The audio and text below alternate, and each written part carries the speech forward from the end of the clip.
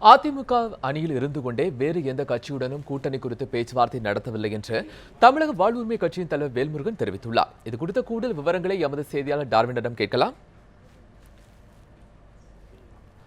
Darwin வணக்கம். இன்று தமிழக வாழ்வுரிமை கட்சியினுடைய தலைவர் வேல்முருகன் நடத்திய அந்த செய்தியாளர் சந்திப்பில் என்னென்ன கருத்துக்கள் எல்லாம் அவர் பதிவு செஞ்சிருந்தாரு?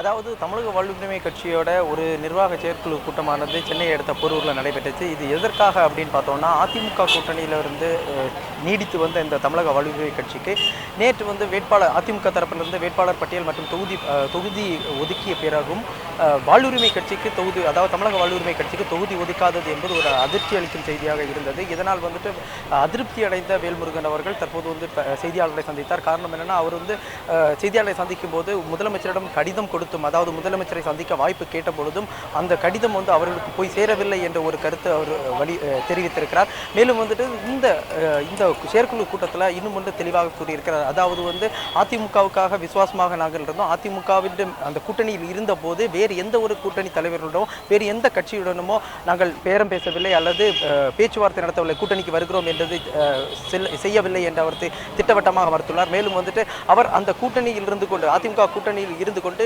பிற கட்சிகளுடன் பேரம் பேசியதாக அவர் மீது குற்றச்சாட்டு இருந்ததாக கேள்வி எழுப்பிய போது, அப்படி ஒரு குற்றச்சாட்டு இருந்திருந்தால் அதை நிரூபித்தால் அரசியலை விட்டு விலக தயார் என்று அவர் தெரிவித்திருந்தார். எனவே இந்த கூட்டத்தில் வந்துட்டு அவர் முக்கியமாக அவர் வலியுறுத்தி பேசியது என்னன்னா, அவர்கள் அதிமுகவிலிருந்து தமக்கு எந்த ஒரு ப்ரையாரிட்டி அவர்களுக்கு கொடுக்கல, மேலும் வந்துட்டு அவர்கள் எங்களுடைய எந்த ஒரு கோரிக்கையும் ஏற்கவில்லை என்பதை அவர் தெரிவித்திருந்தார். எனவே வந்துட்டு சூசகமாக அவர் தெரிவித்திருக்கார், அதிமுகவை விட்டு நாங்கள் வெளியேறி விட்டோம் அப்படின்னு உள்ளதை அவர் தெரிவித்திருக்கிறார். கோபாலகிருஷ்ணன்.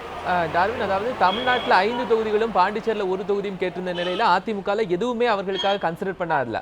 ஸோ இந்த நேரத்தில் அவர் அதிமுகவிலிருந்து வெளியேறி விட்டார் அப்படிங்கிற ஒரு நிலையை எடுத்திருக்காரா?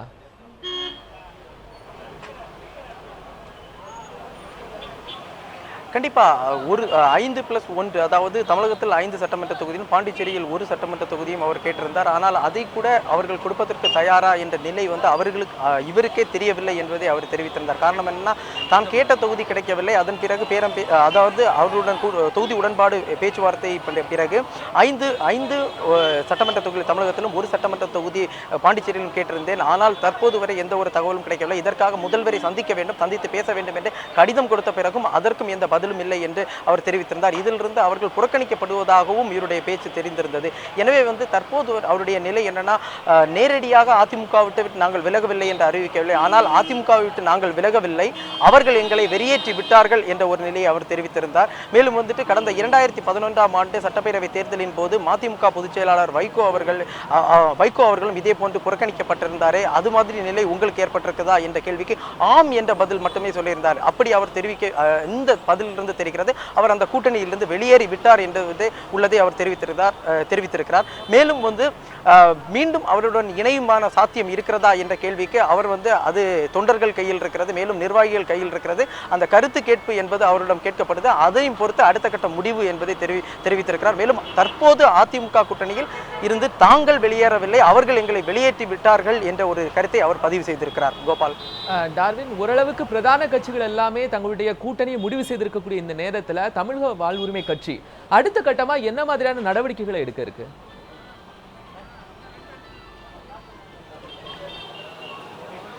அதாவது ஒரு பிரதான கட்சியின் கூட்டணியில் இருந்த தமிழக வாழ்வுரிமை கட்சி தற்போது வந்துட்டு வெளியேற்றப்பட்டிருக்கிறதா அவர் தெரிவித்திருக்கிறார்கள்.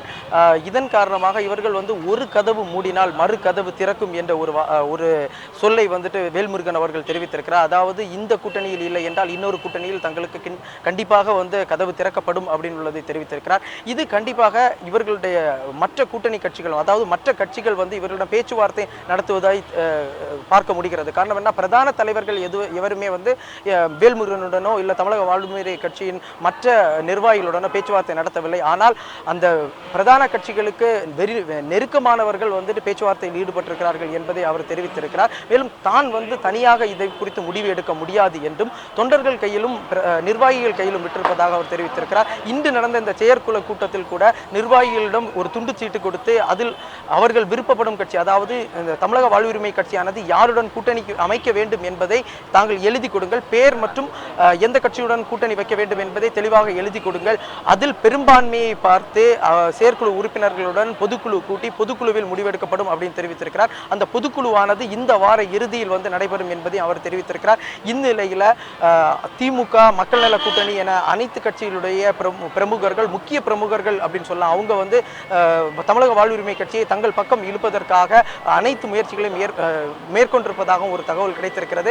நேரடியாக தலைமையின் கீழ் அழைப்பு வரவில்லை என்றாலும் பிரமுகர்கள் மூலமாக, முக்கியஸ்தர்கள் மற்றும் நெருக்கமானவர்கள் மூலமாகவும் மக்கள் நல கூட்டணி, திமுக மற்றும் சீமான் கட்சி போன்றவர்கள் இவர்களிடமிருந்தும் அழைப்பு வந்திருப்பதாக வேல்முருகன் தெரிவித்திருக்கிறார்.